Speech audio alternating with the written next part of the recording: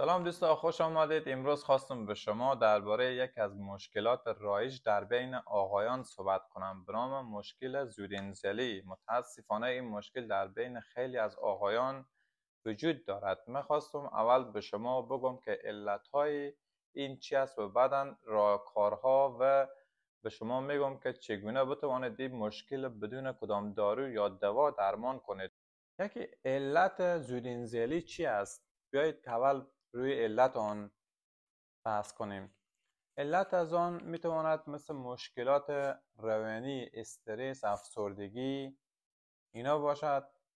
علت جسمی عدم تعادل تستوسترون در بدن ما باشد. این کارم باعث می شود که زودانزال شویم. و یکی دیگه سبک زندگی، یعنی استفاده از دخانیات، سیگار، الکل، اینا هم یکی از مشکلاتی است که میتواند زودانزلی را افزایش دهد. خودتان با این روش میتوانید که از این مشکل خداحافظی کنید. روش اول روش شروع توقف است.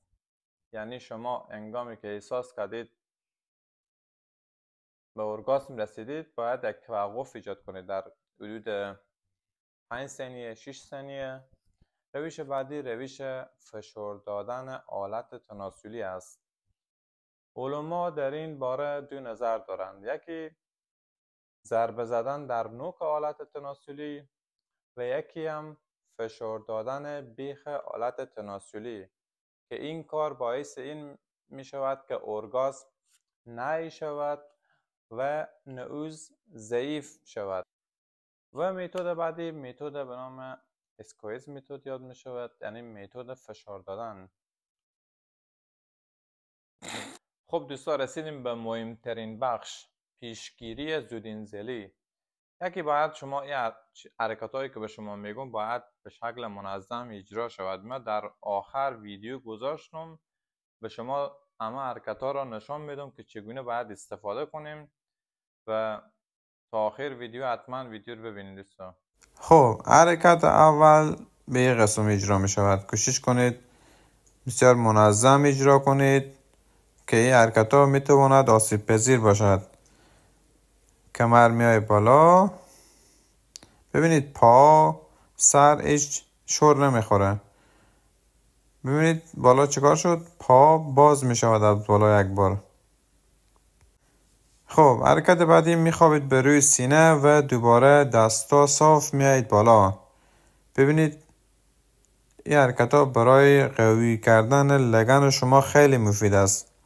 بسیار حرکت آرام اجرا کنید دوستا که خدای نخواسته کدام مشکلی بر نخوره. حرکت بعدی بشینید دوباره بلند شوید روی پا. ببینید کمر چه قسم منظم صاف است. کمر سر باید به یک خط قرار بگیرد. خب حرکت بعدی پلانک است دوستا. این حرکت یکی از حرکت های پرطرفدار، حرکت بسیار قوی هم برای عضلات شکم شما هم برای عضلات کمر می باشد. کوشش کنید حتما در برنامه روزانه خود از این استفاده کنید، حتما خیلی مفید است.